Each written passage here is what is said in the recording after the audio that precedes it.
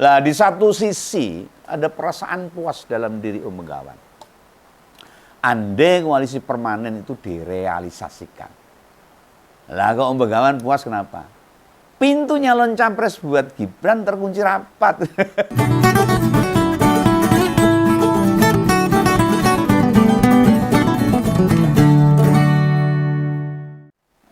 Nampaknya Presiden Prabowo benar-benar menindaklanjuti ini keputusan hasil Kongres luar biasa Partai Gerindra. Belum lama ini kan KLB Gerindra memutuskan menetapkan Prabowo Subianto sebagai capres pada Pilpres tahun 2029. Ije suwi lagi. Lah keputusan hasil Kongres itu direalisasikan Ketua Umum dengan mengundang para pimpinan koalisi. Hadir di Alam Balang itu. Kayaknya ya pas Jumat malam kalau nggak salah itu.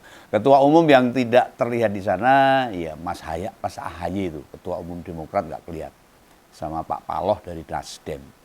Nah, keputusan atau gagasan yang dilontarkan di pertemuan parpol pendukung pemerintah itu, Ketua Umum Gerindra nodong supaya ditawarkan ada koalisi permanen hingga 2029.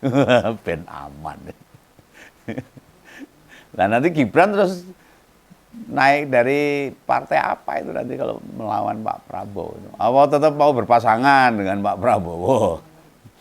Nah, apa itu koalisi permanen? Ya mengikat komitmen.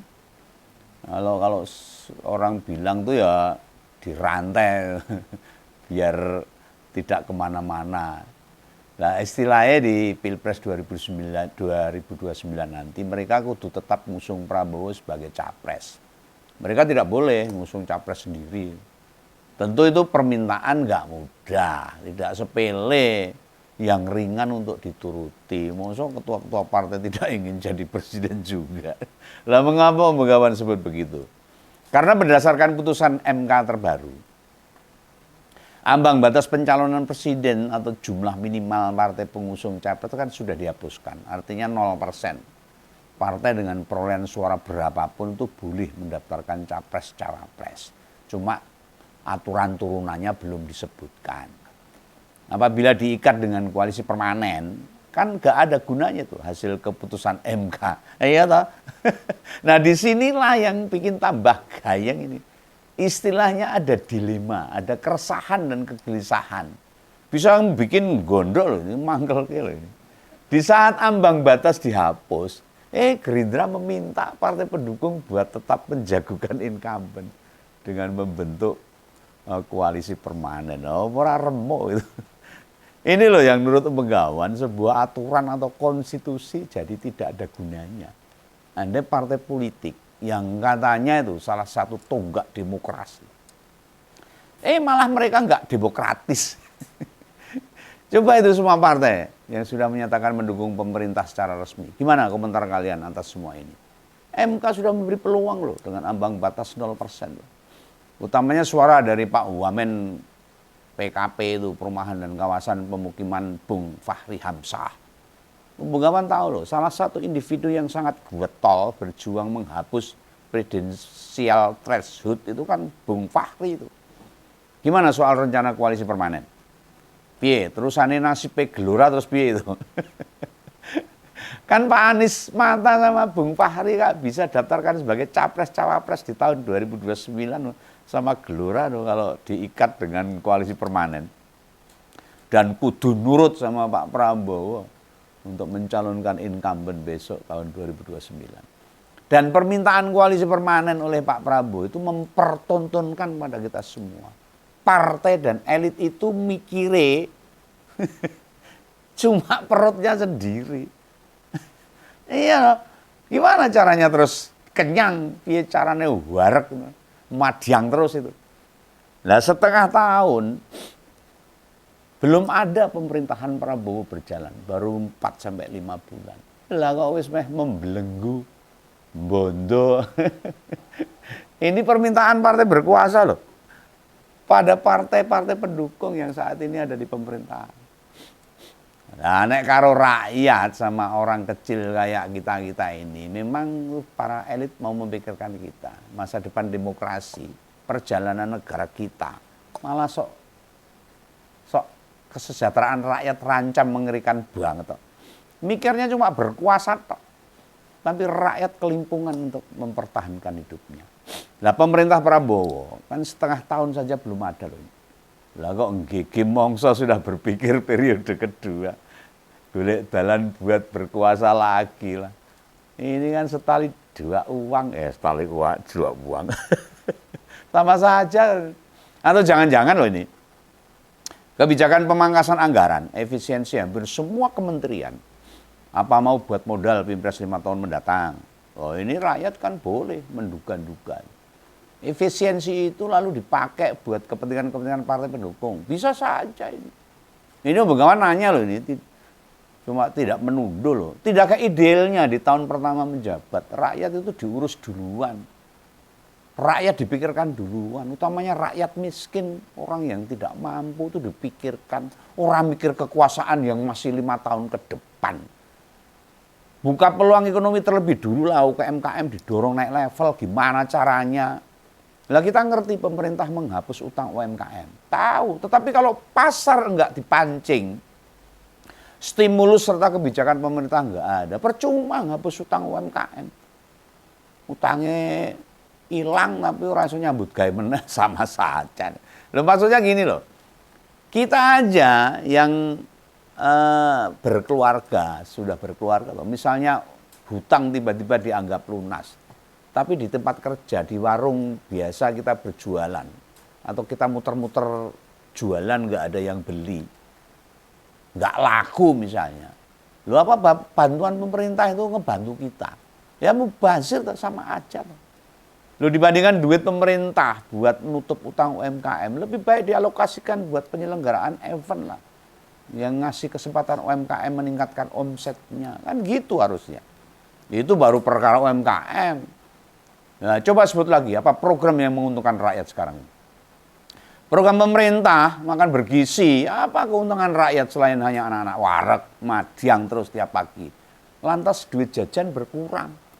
Lo memang uang jajan anak atau ngirit nggak kasih makan siang itu punya efek signifikan bagi beban sebuah keluarga. Kan ya enggak. Anak-anak kecil yang SD sampai SMP begitu dapat makan bergizi, bisa saja bekal atau duit jajannya bisa ditabung. Itu kalau anak-anak remaja, SMA, usia lagi makannya banyak, sehari bisa makan 4-5 kali tuh. Jadi nggak mempengaruhi uang jajan. Atau beban orang tua di sini, Begawan pengen memperhatikan ini.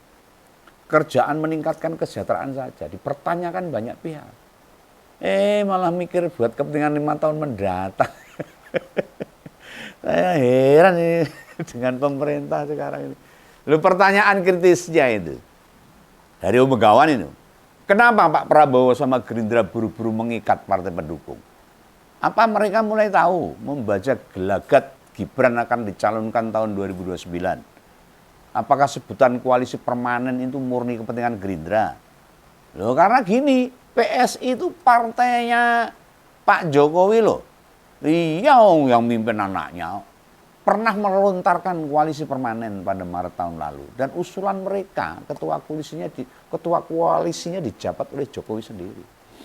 Nah pertanyaannya ini, koalisi permanen yang sekarang diutarakan Prabowo itu ya sama seperti yang digagas PSI setahun yang lalu, yang dipimpin Pak Jokowi. Dari berbagai informasi yang tak ubek-ubek, Begawan durung nemu benang merah hubungan atau kaitan gagasan PSI sama Gerindra ini. Secara pribadi, koalisi permanen kan berarti mengangkangi hak demokrasi rakyat. Apa fungsinya ada kebebasan mendirikan partai? Mempermudah syarat bentuk partai. Termasuk partai tak mendapatkan batasan buat mencapreskan seseorang. Presiden threshold yang di 0%. Lah iya no. Naik kemudian sebuah ormas atau organ berganti jadi partai, tiwas didukung banyak rakyat, malah masuk koalisi permanen. Ngapain? Ini namanya pemberangusan hak demokrasi rakyat. Rakyat harus paham, harus pinter, harus cerdas. Masa sekelas Golkar, PAN, PKB, Nasdem, Demokrat, hingga PKS mau diem aja. Contoh tuh Partai Demokrasi Indonesia Perjuangan yang tetap kekeh, konsisten dalam menegakkan demokrasi. Nggak malu tuh sama pimpinan seorang perempuan kuat. Buat apa partai punya ketua umum jika kemudian hanya gabung di koalisi permanen? Ide ini harus ditentang, harus kita lawan. Meski andai isu itu membesar dan batal, yang diuntungkan memang Jokowi. Kok bisa Jokowi lagi?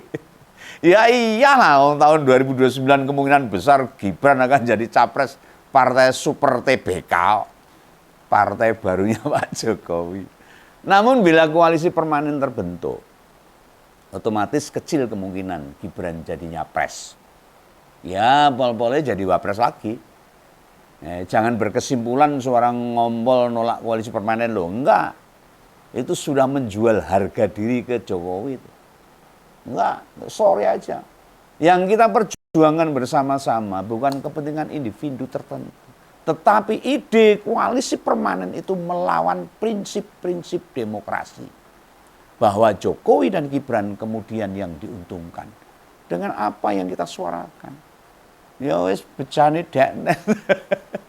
Atau beberapa pihak misalnya menilai, bukankah koalisi permanen itu berkonotasi dengan ide partai super TBK-nya Pak Jokowi?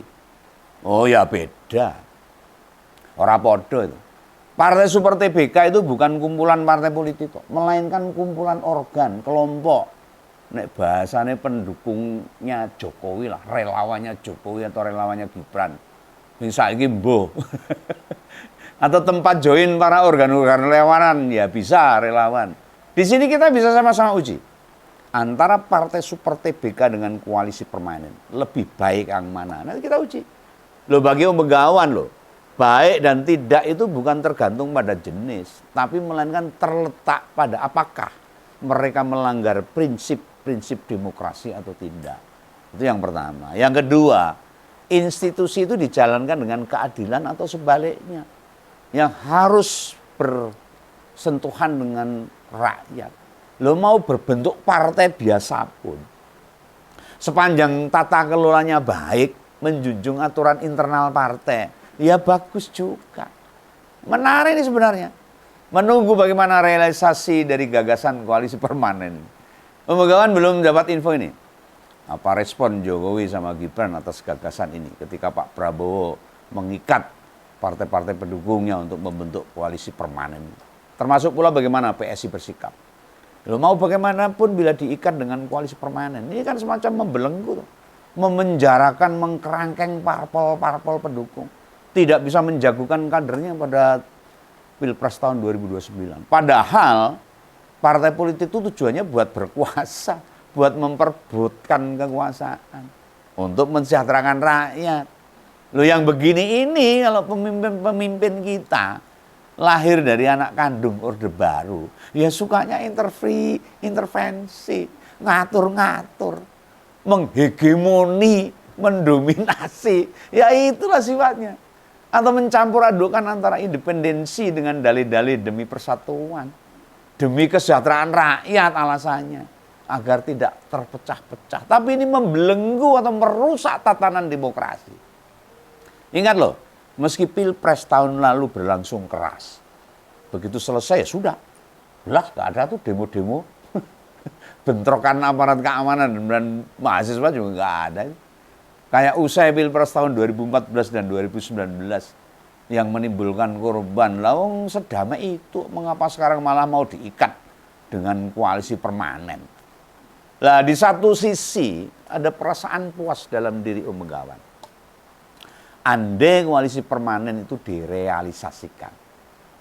Lah kok Om Begawan puas kenapa? Pintu nyalon capres buat Gibran terkunci rapat. Wapres ya bakal jadi mainan saja nanti. Tapi saat konten begini ini, Om Begawan, standing point Om Begawan tidak berdiri di rasa puas diri. Bukan bicara kepentingan Om Begawan, tetapi meletakkan sesuatu pada tempatnya.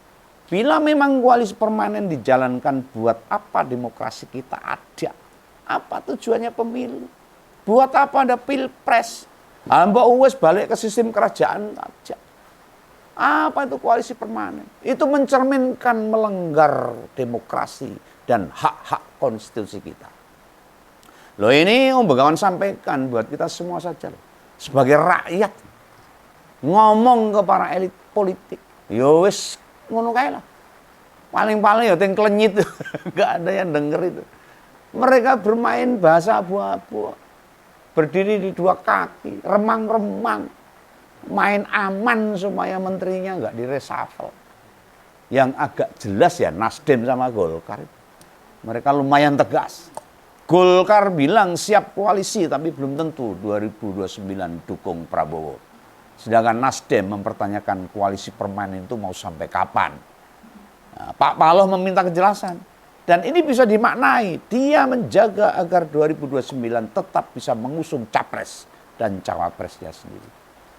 Loh beginilah bila syahwat, nafsu, hasrat pada duniawi membelenggu manusia. Semua dianggap harus ikut apa maunya. Kepentingan individu sering menutupi keadilan dan kebenaran. Ujung-ujungnya, apa yang bisa direbut? Apa yang bisa diminta? Ya nek iso dipek dhewe kabeh, nek iso dikangkangi kabeh. Wong liya kudu manut, ya kuwi jenenge ra cetha. Akhirnya demokrasi acak-acakan. Ya semoga masyarakat paham, rakyat menjadi cerdas untuk mengetahui apa yang sedang terjadi di Indonesia dalam kancah demokrasi politik Indonesia. Itu ya, salam Begawan. Salam ngompol, jangan lupa subscribe. Dadah.